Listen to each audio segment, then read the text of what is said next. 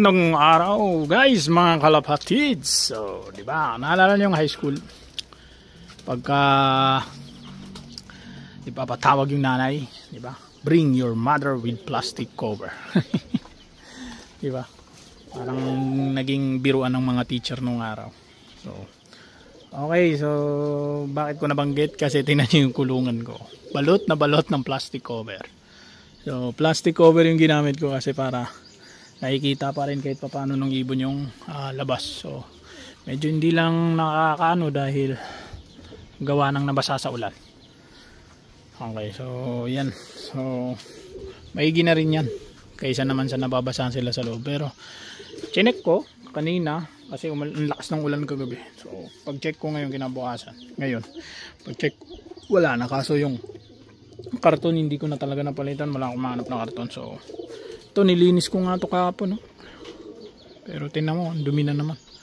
Okay, so ito yung mga nandito, nilipat ko na dito kasi balak ko na pagka marunong na yung kumain, alisin ko na yung mga YB.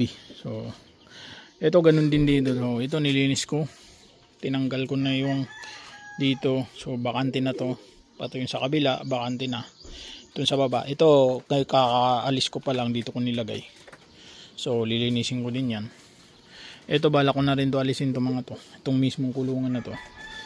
Tapos ililipat ko na lang itong isa dito. Tapos itong dalawa, itong pares na to, may anak din kasi yan, lilipat ko dito.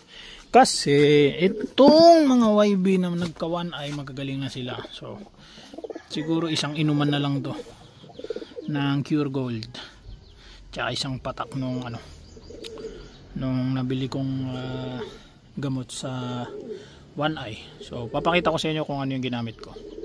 One day lang, nakita mo nakadilat na sila, maayos na ulit. Tapos masigla, namamara ako na. So pakita ko sa inyo. So ito yung nakita ko sa online na magandang gamot para sa One Eye. Actually nakita ko to, isa sa mga gumamit na ito na pansir sa YouTube, nakalimutan ko yung pangalan niya, pero shoutout sa kanya. Nakita ko ito yung gamit niya. So try nyo din, so yung sa may mga One Eye dyan, try nyo din gamitin, baka makatulong. So sinubukan ko, okay naman, ayan, no? Nakakadilat naman na sila, tapos masigla. Kanina kumain pa nga sila, kanina pinakain ko, unlike pag noong hindi ko pa nalalagyan, talagang ayaw nila magsikain. So ito parang pipikit-pikit ka na rin, ano ba, pero wala naman, chinik ko kanina yan. Kailangan ko lang lilinisin siguro. Ayun, so tag-ulan na kasi, kaya talagang uso na ngayon yung One Eye. Talagang hindi na maiwasan ulit yan, One Eye, Salmonella, yan. So ito parang negative ata yung itlog nito, mukhang hindi ata niya pipisain. Naubos na yung pugad niya, tinatapon niya. Saan kaya tinatapon? Ba't naubos yung pugad nito? So parang hindi na ata niya. Alam mo, ang kalapati nadidetect niya yan pagka may laman o wala yung itlog niya. So tingin ko wala atang laman yan. So ay mukhang kailangan na ulit silang paitlogin. So ito malaki na rin, lapit ko na din ilipat to. So ito nga, babalak ko na akong ilipat siguro next week na lang, next week ko na lang siguro. Dito naman sa malaking kulungan, so okay naman sila. Nagparis na talaga yung dalawa, ayaw na nila maghiwalay, pansin ko So ito may sisiw, di ba? Di ko alam kung sinong tatay sa dalawang to, pero yung cook yung guys, ito yung nanay, ito yung nanay. Di ko alam kung sinong cook sa kanila, pero okay lang, sige, bahala kayong dalawa kung sinong tatay sa inyo. Pero pansin ko pareho sila naglilimlim So pinapakain nila yung inakay para mabuhay.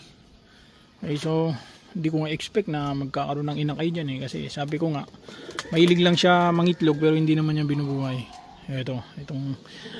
Itong isang to, so sana mabuhay, sayang naman din, di ba? So ito yung ito yung pinalabas ko nung nakaraan. Hindi wala na munang labasan ngayon kasi sama ang panahon. Buti sana kung umuwi agad, kasama niya yun.